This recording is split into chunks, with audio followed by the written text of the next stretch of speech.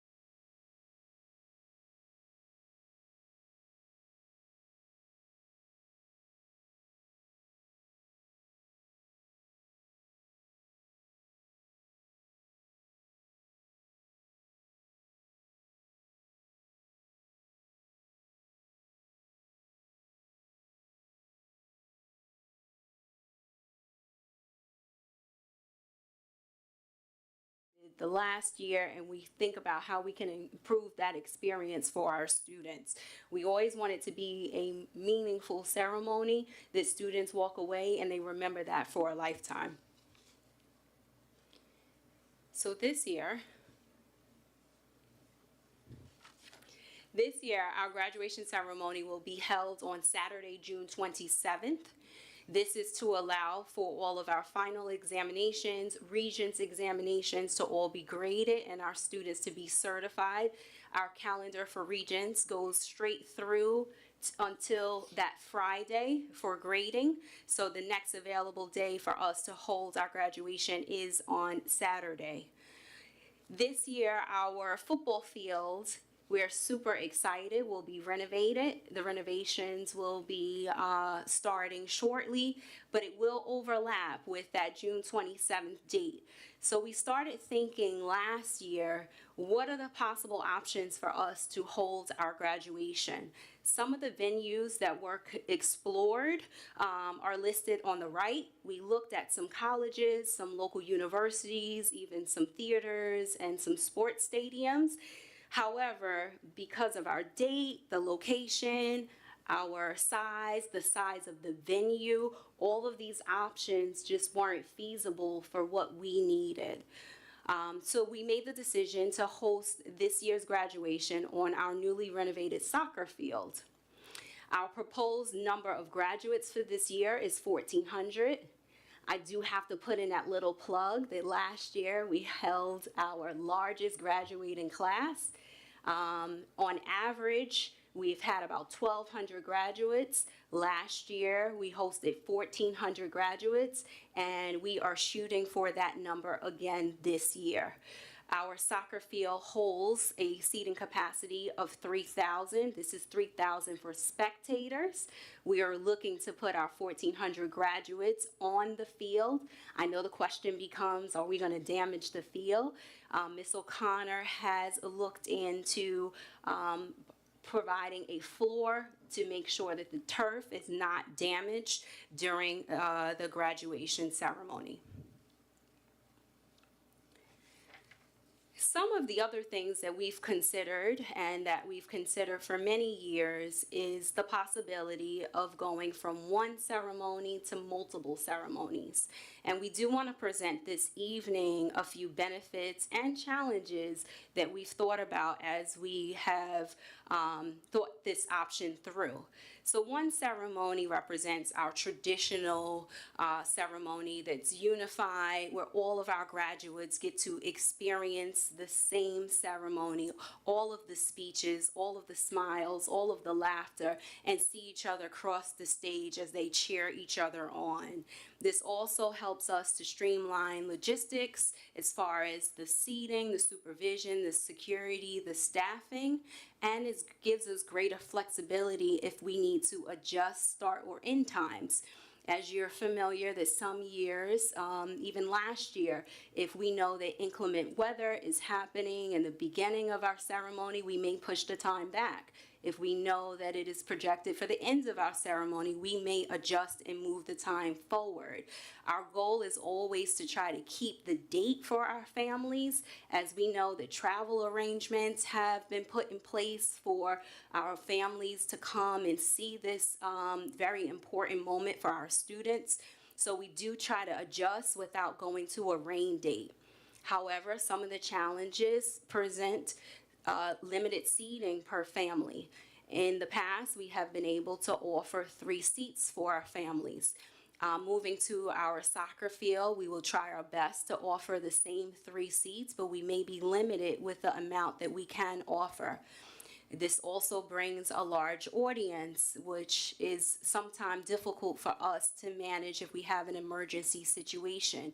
We do have protocols in place, but our response time sometimes is impacted because of the size.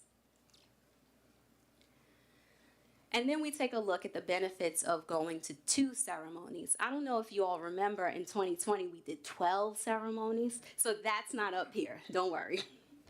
But if we go 2 ceremonies, we could break our school into Ross and Sonderling. We could go alpha, where the beginning of the alphabet or the end of the alphabet is how we break it up. So we'll have to decide the best way to evenly distribute the graduates. One of the benefits of going to 2 ceremonies is that we're able to provide more tickets per family. This doesn't mean it's unlimited tickets, but we will be able to increase that number. And it will also give us a slightly shorter individual ceremony. I do want to remind everyone that we would try as best as possible to keep all of our speeches, our award presentations, our student recognitions, all of that similar for both ceremonies. So we're not reducing that portion with time, but with the reduced amount of graduates, we will see a slightly shorter time frame. Some of the challenges. Friends and family may be split up. We do have cousins that some are in Ross and some are in Sonderling. Some are in the beginning of the alphabet, some are in the end. With our Graduation Plus initiatives, we have way more opportunities for students to cross over and to collaborate before and after school and in some of their during the day classes. So they may be separated. We also have less flexibility in adjusting if we have weather conditions. We most likely will need to go to a rain date if we have to move one or both of the ceremonies. It will take us about 3 hours to close up a ceremony and to prepare the campus to reopen for the second ceremony. So that time that's needed is also going to be impacted if we have to adjust any one ceremony. So some of the key considerations to just think about is one ceremony brings us all together, unified experience for our students. One ceremony also allows us to pivot if we need to with timing, but 2 ceremonies allows us to increase the number of tickets that we distribute per family. Next steps, we like to propose that we conduct stakeholder surveys where we send these out to our student body and our parents so that we can have their voices in this decision before we make a final decision on which route to go. And lastly, as our students stand and bid their farewell, we want to make sure that we're making the best decision for them, that we've provided them with an experience that will be meaningful and one that will carry them the rest of their lives. So hopefully they stay in our community and their kids come through, and when they're back on our field and sitting for the next graduation, that they remember that their experience was one of the best. And that's it.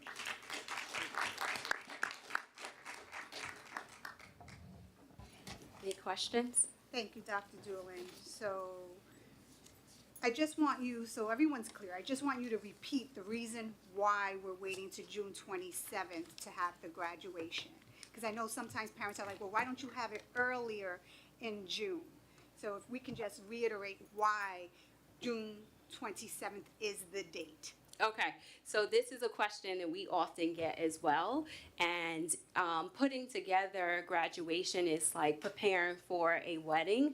And when you're sitting in the audience, you see the beautiful bride come through, but you don't realize that they had to hem her dress in the back, and they had to tack things in, and they might have had to fix her hair. You don't see that part, and that's kind of the same thing that happens with grading. So our students usually need some of those final exams, even in their 12th grade year, to be able to certify their diploma. So we have to grade their Regents exam. Often our exams, we're running the capacity of the exam, we're hosting 2,000 students each exam, and we hand grade each one. So it takes time for us to go through all of the exams the students need for their graduation, to certify their diploma. And even after that, some of our students are eligible for an appeal, which requires us to put together a committee, review their transcript, all of their grades, if they went to extra help, and there's a number of other factors that we review, and we really do need to in the afternoon on Friday to prepare a final list for our graduates. Thank you. And will this presentation be available to our graduating senior families on Parent Square? Can we make it available to them? Absolutely. I just want to make sure we're targeting specifically the families that are, or the students that are graduating potentially this June. So, Yes, okay. and we have already created a group of graduating seniors, including our graduating juniors and our ungraded students as well, that will be crossing our stage in June. Fantastic. Thank you so much. Questions from the board? No, that's good. I know last year, there's always a lot of commentary on social media after the graduation, and I know a lot of parents were concerned about the amount of tickets that were distributed, standing room only, and so, the board is going to acquiesce to the students and families. But what happens once you run this survey and there's differing opinions between parents and students? How do we determine what the final decision will be? We send you an email. Oh, the Board of Education? Lucky us. Yeah, no, I was thinking the same Blame thing. the board. But honestly, Ms. Felix, we had the same thing in 2020 when parents, we had graduations of about 100 students, and we had parents that were able to sit on the field. I think you were one of them. I was. And the parents loved that. It was the best experience. They were able to walk down with their students. They were able to sit with them during that entire graduation, and it was very intimate. Yes. However, when we returned, our students were like, never again. Whose decision was that? I want to sit with my friends. And our students, we try to listen to them. They're young adults. They're advocating for themselves, and we try to hear them out as best as possible. So the goal is to meet somewhere in the middle. Hopefully, we can express to both sides the benefits and the drawbacks from some of the decisions. Right, because I think sometimes individuals and students and parents alike see it from two different perspectives, right? And I agree, like, this is a once in a lifetime experience for our students. And yes, we want to include the parent in the process. Yep. but we want to honor the students who are walking across our stage. So it's hard to sometimes find the balance where you're listening to both, perspectives, but you kind of almost lean towards the graduating seniors because it's their moment. Not that you don't want to consider or take in how parents feel about it, but again, it's the student experience, I think that, not that it's most important, but it is primarily the most important. I will agree with you. The work that students put in, and Mr. Gessick is shaking his head because we know the work that students put in down to the wire, that the extra help that they go to, the support that they have to get across the goal of the Regents. Some of our students have taken Regents exams multiple times, and for them to be able to accomplish success and accomplish that diploma means the world. So we do want to make sure that we are prioritizing the voice of our seniors so that their moment is something that they know they worked for and they accomplished and that they can be proud of. Right. And I know we get a lot of pushback, well, Bayshore does this and CI does that, and that's all wonderful, but they are not the largest school district outside of New York City, so they have options available to them that our district does not have. So I know you went through some of the list of venues that we went through, and a lot of people seem to think that these venues can facilitate and hold our student body and our visitors, families and extended families.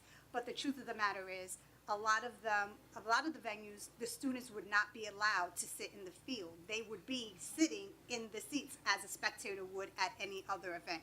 So what we do here that is so wonderful, we have all of our student bodies sitting together on the field.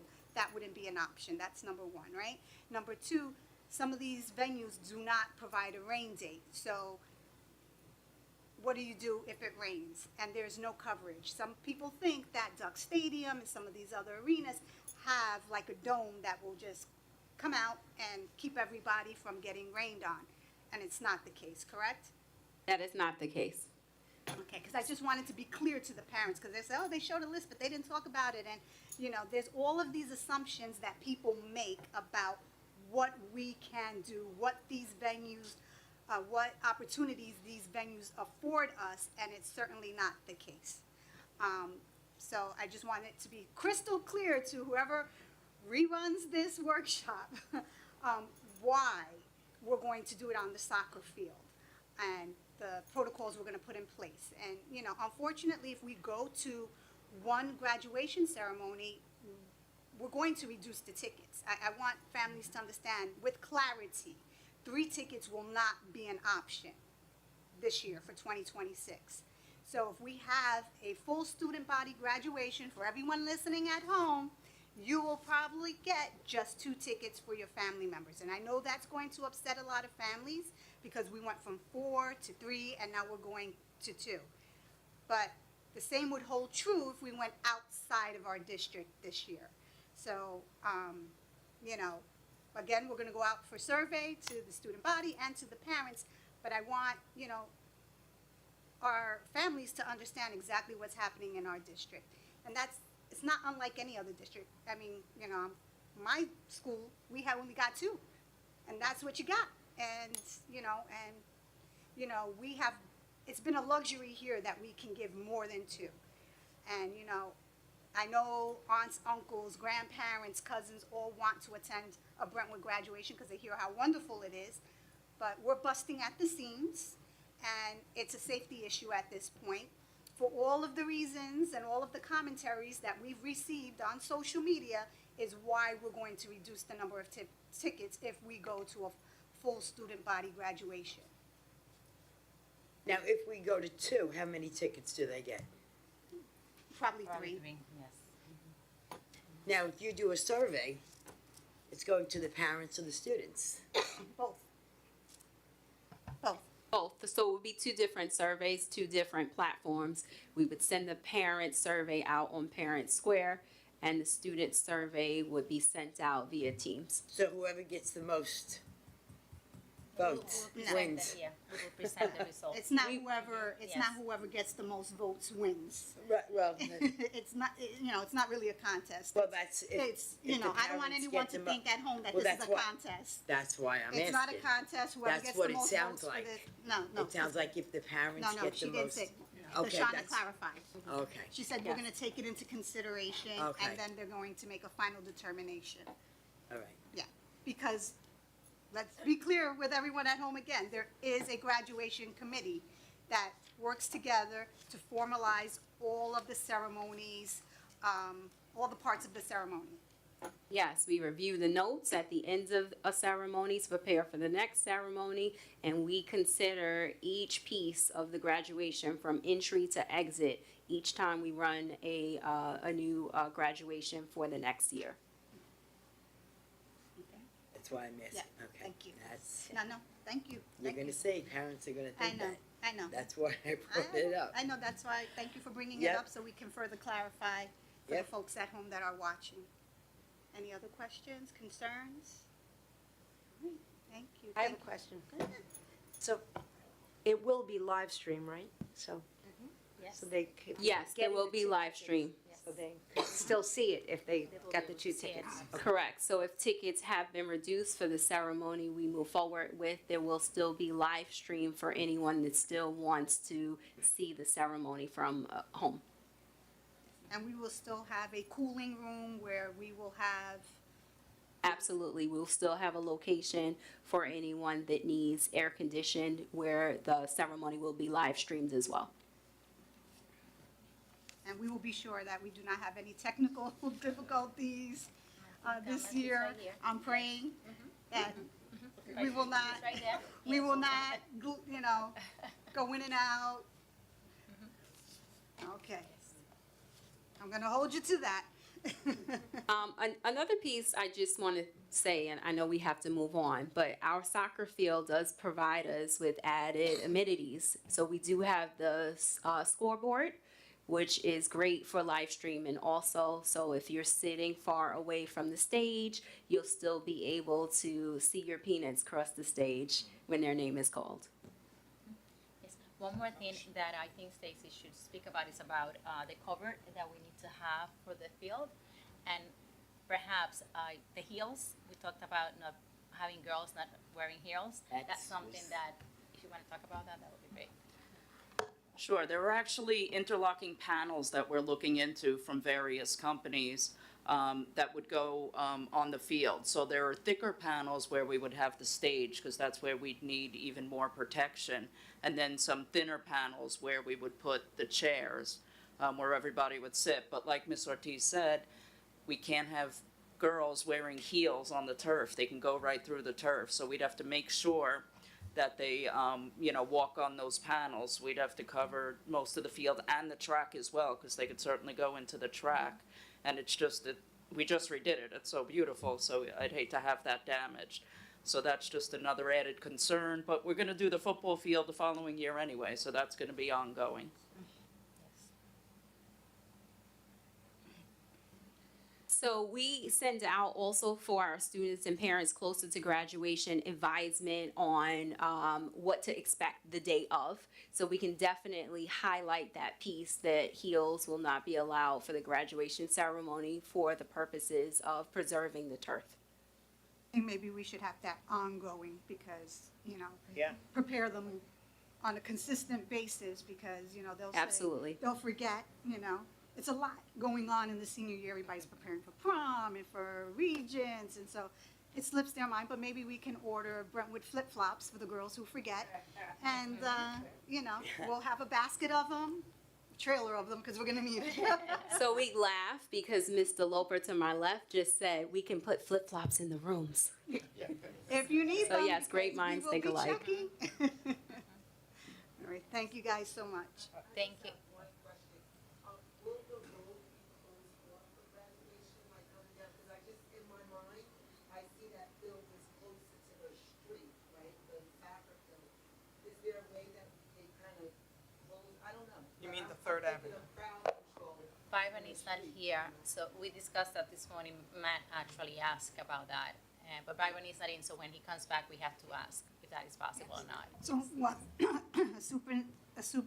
Assistant Superintendent of Special Education, Ms. Rhonda Young, was saying, if folks at home didn't have an opportunity to hear her, is will we close off Third Avenue for crowd control since graduation is going to be moved forward into the soccer field? And Ms. Ortiz responded, Mr. McCray, Director of Safety and Security, isn't here, but that was a conversation with Assistant Superintendent of Secondary Education, Matt Gangler, and they're looking into that. And that's also something when Mr. Gessick and I had walked the soccer field when we first caught news that we may be having the graduation on the field. We were looking at logistics. We did a preliminary walkout. We did see that the stage would be best against Third Ave in the event that the football field was still under construction. You don't want every picture from a parent's phone from the stands to be a construction site in the background. So we had looked at the fence and we had thought, if we can, if under consideration, decorate the fence as much as possible if we can't close that road down to ensure that there is a buffer between the street traffic and the ceremony itself. So either way, it's already something that we've thought of. How can we buffer the street from the ceremony itself, both for optics, noise, and just the general aesthetic of the ceremony. Thank you. Anything else from the board? No? Okay, thank you guys Thank so you very much. Shoshana. Thank you. Thank you for the opportunity to present tonight. And now she's also a wedding planner. Not only that, Eileen, she's also a wedding planner. Oh, Yeah, I know. okay. That's it. For graduation, yes.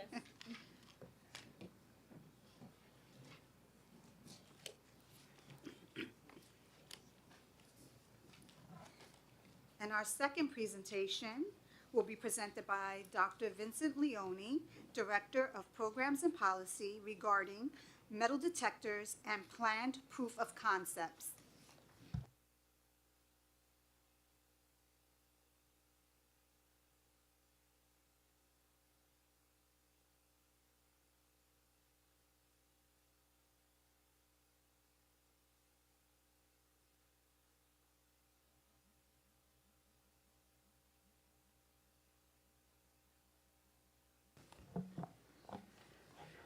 Good evening. This is still working. Thank you to President Felix, to the Board of Education, our Superintendent, Ms. Wanda Ortiz Rivera, for allowing me this opportunity to speak. I'm joined here with Mr. Michael Rodriguez, our Assistant Security Director. Mr. Byron McCray, our Director, could not be here this evening. He's attending a training for his certification. And it's a pleasure to speak about our student screening and a planned proof of concept that'll be taking place at the high school before the end of the month. It has been said that a positive attitude is all one needs to be really successful in life, to prevail no matter what the trials and tribulations are. Now, anybody who knows me knows what a positive person I am. So I'm living proof. Thought I might get some laughter at that. So I agree with that statement to an extent. And if you find yourself in a rainstorm, in a downpour, a positive attitude is important. And I want an umbrella. So that metaphor is very similar to the way we approach school safety here in Brentwood. That positive attitude is everything that we do to support a positive school culture in the school district, to support students' social and emotional well-being, to give students a chance to get to know themselves and know each other, to give students a chance to love themselves and love each other. That is our positive attitude aligned with our core strategic plan, and it's absolutely foundational and essential to assuring school safety. But it is not sufficient. That umbrella is the physical security apparatus that is readily recognizable in schools. Things we'll talk about tonight: cameras, our police, our incredible security staff here in Brentwood, and screening procedures, which we're going to talk about. So that positive attitude, the positive aspects of school culture that we work so tirelessly to cultivate, they have to work in a complementary way with our physical security apparatus, and that is the way we approach school safety here in Brentwood. Everything we do in the school district is of course aligned to our 5-year core strategic plan graduation plus conceptual framework on the screen now. In the context of this discussion, when we think about empowering our stakeholders, every single thing that we do in the district, everyone is entitled to a safe, healthy, caring, and culturally responsive environment that fosters equity, dignity, and belonging. So safety, health, caring, culturally responsive environment is essential to everything we do here in Brentwood. So as discussed, you think about our metaphor, positive school culture, and that umbrella. Our approach to safety in our school district is holistic, relational, and multifaceted. It reflects our belief that students learn best in environments that are physically safe, emotionally supportive, culturally responsive, and built on extremely strong relationships. This commitment is aligned to our 5-year core strategic plan with key elements that include PBIS, or positive behavior interventions and supports at the elementary level. And what this means is teaching children explicitly the expectations that we have for their behavior at school in different areas of the school community, starting with the bus to hallways, cafeterias, and classrooms. So understanding what those expectations are key for students to behave in ways that keep our students safe, keep our schools safe, and places that are extraordinarily nurturing and supportive. At the secondary level, restorative practices are an alternative to more traditional exclusionary practices. For so long in schools, the only response or consequence to maladaptive behavior was exclusionary discipline. You're talking about suspension, you're talking about in-school, out-of-school detention, expulsion. Restorative practices give children a chance to think about and think through the consequences of their actions, to develop empathy for what it is that they've done, the impact to themselves, the impact to others, and to cultivate replacement behaviors so that students don't keep repeating the same maladaptive and at times dangerous behaviors. Absolutely essential to support safe schools at the secondary level. K through 12, the work that we're doing through our core strategic plan, the I Am We Are Brentwood initiative, is absolutely essential to ensuring our schools stay safe. It is this acknowledgement that each individual is extraordinarily special, that uniqueness is something to be celebrated, and even more importantly, that what we have in common as individuals from Brentwood, our community, as human beings, far outweighs our individual differences. So being very thoughtful from the earliest grades on thinking about ways and creating spaces to bring our children together. It is an essential and foundational conflict resolution strategy that we're implementing and absolutely key to keeping our children safe.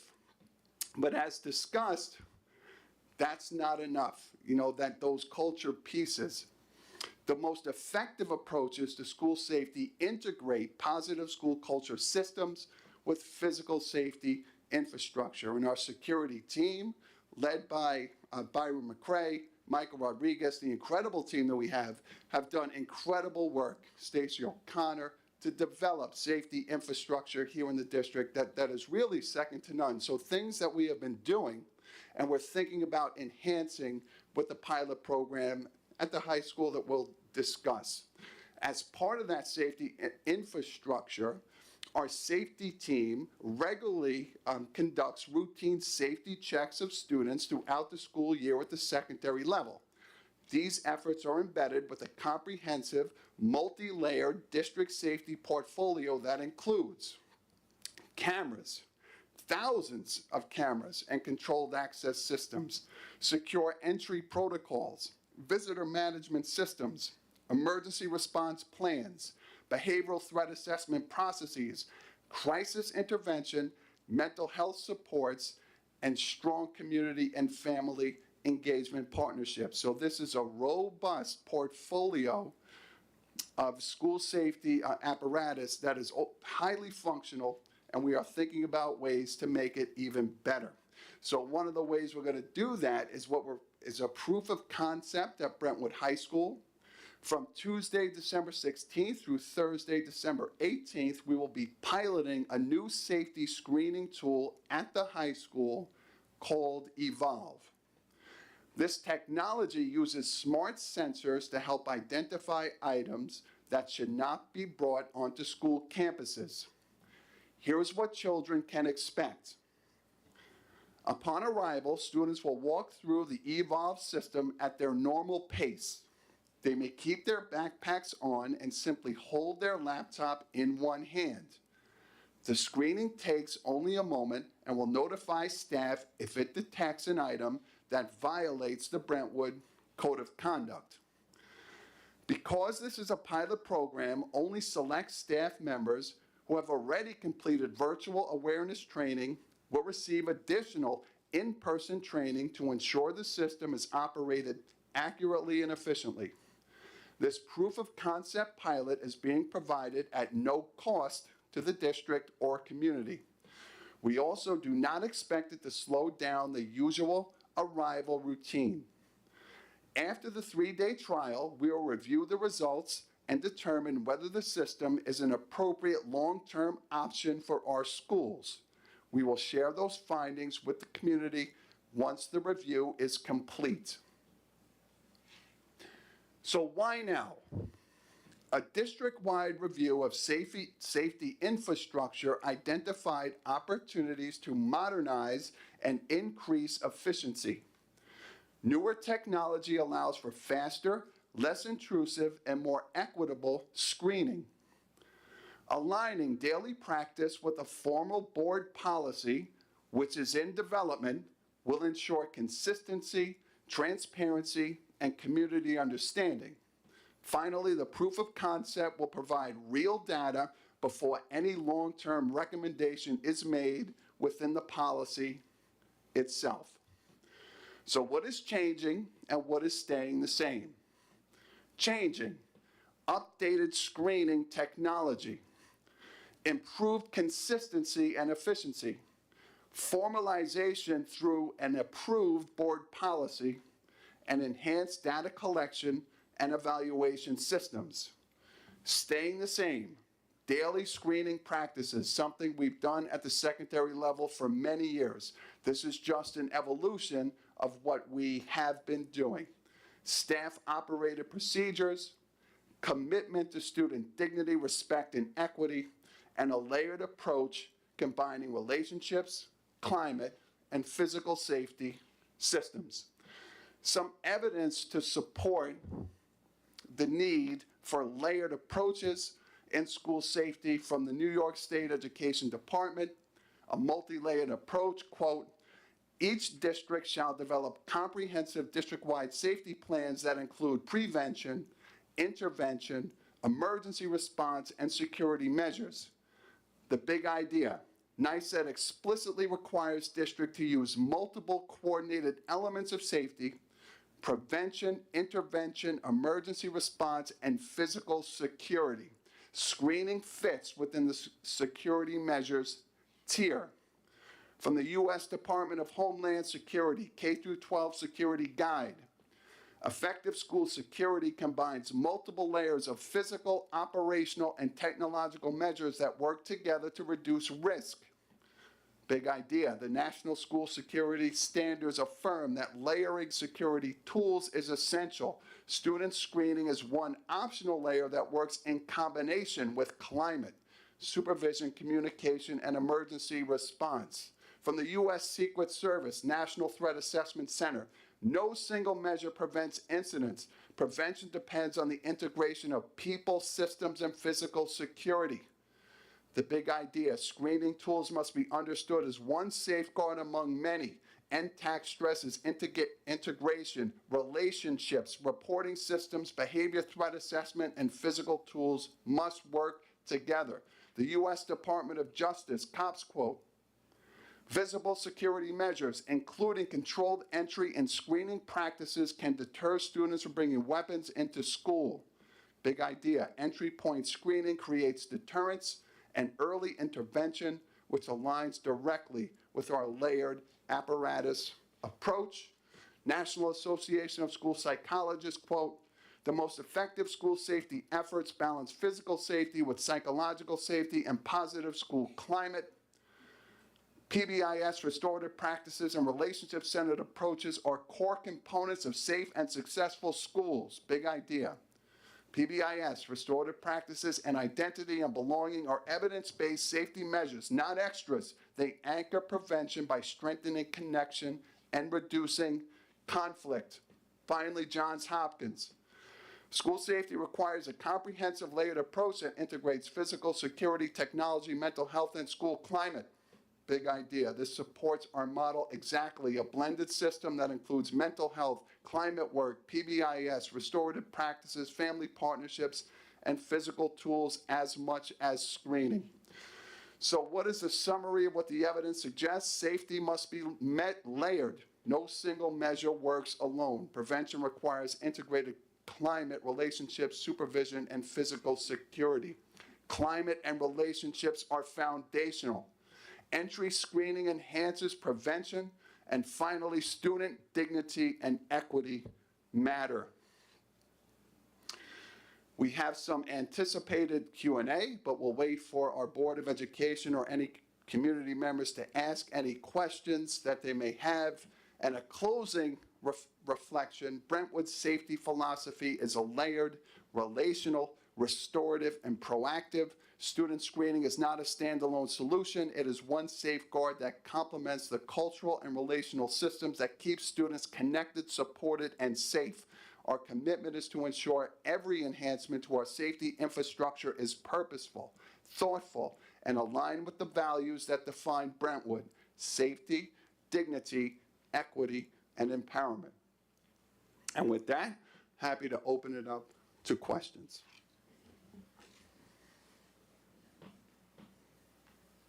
Questions from the board? So what does the system look like, Dr. Leone? So parents might be curious, is it gonna look like when we arrive at the airport and we're going through TSA? Mike, do you want to speak to that? So Michael Rodriguez, our Assistant Security Director. Sure. The system is very visually appealing. You find it commonly at the hospitals. You find it at Disney, one of the happiest places on earth. You walk through they have it set up, there's one unit in the middle, and then there's two other units on either side. And it can support about 1,000 people in about 15-minute time span. So it's a non-intrusive, visually appealing solution for a school district our size. So it's something that we can move from place to place? Absolutely, it's extremely mobile. It can support outside, indoors, survive the elements, things of that nature. Okay. Anything from- It's also something that once we own the system, this is the proof of concept, or if we choose to purchase the system, you can brand those sides. So we can put like green covering with the B over it, or whatever we choose, Graduation Plus. So you could make it quite appealing, and that's what they do in other Yeah, locations. I guess some of the concern for some parents might be that it looks like,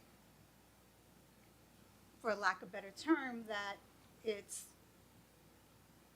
Did did Byron explain this to the community already? no, Yeah. He no. didn't. Okay. That it might not be visually appealing, that it might look like our children are walking through a certain type of facility. And, you know, I don't think that's the case, but if you can elaborate a little bit on it. Sure. In the proof of concept, it's going to be set up in an area of choosing to determine the data on if this is going to support the needs of the district. Visually, I've seen the system myself. I've seen it operate. I've tested it in other facilities, and it's not scary looking. It is not daunting. It is just something that you can walk through, and it's no different than something that we already have in place. If anything, it is less intrusive looking. Okay. It's very not noticeable, from what I understand. Oh, yeah. Yeah. And that was the question I was going to ask Michael to elaborate on. These screening processes are something that we've done for many years. And Michael just hit on it at the very end. This system would be less intrusive looking, than what we're currently using. I also want to, go ahead.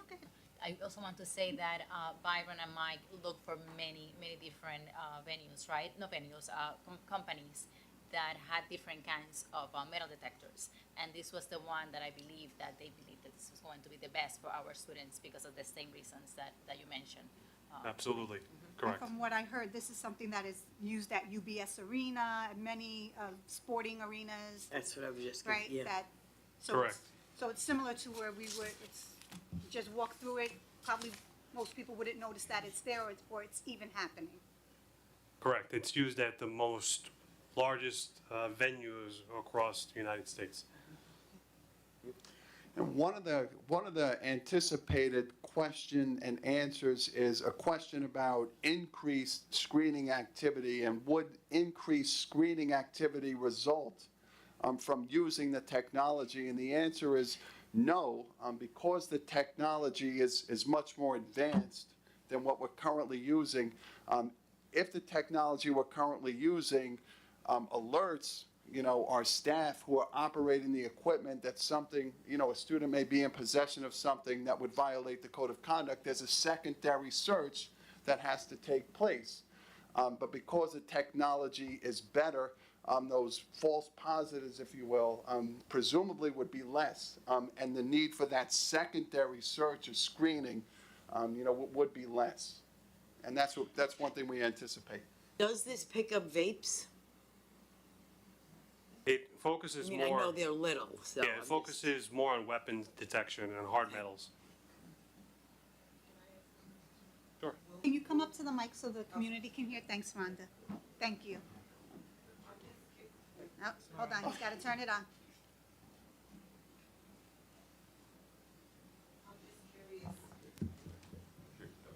Go?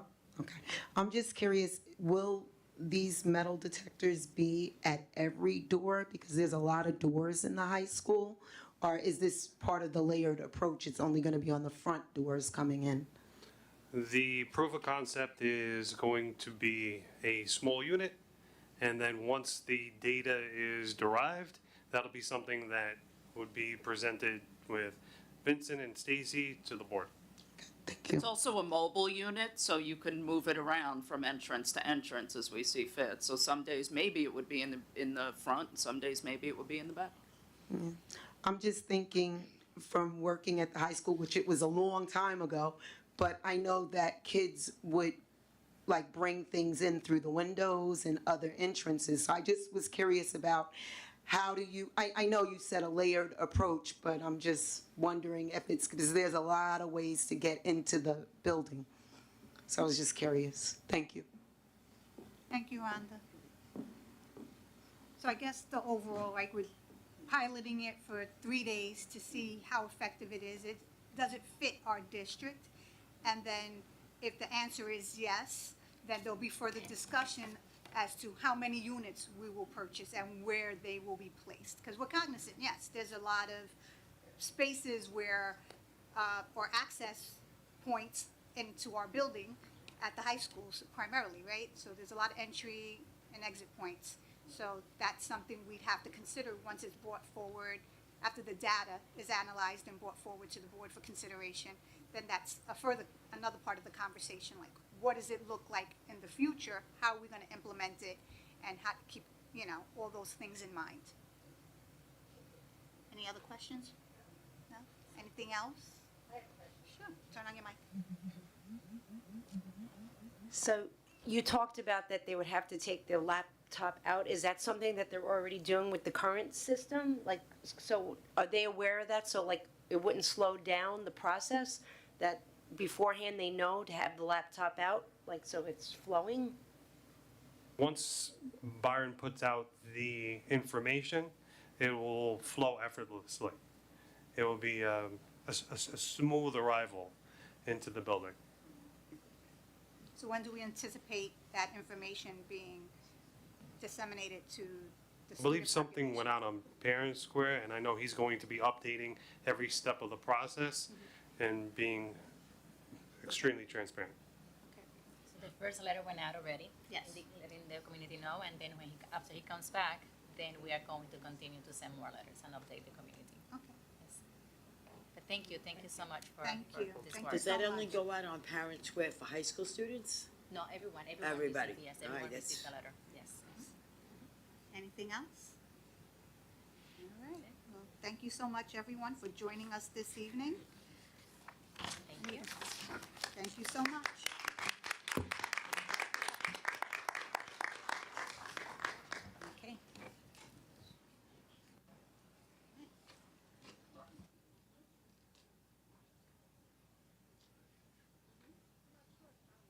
I need a motion to close this evening meeting at 7:22 PM. Motion. Motion by Julia Burgos, I need a second. Second by Eileen Harmon, all in favor? Aye. So moved. Have a great night, everyone.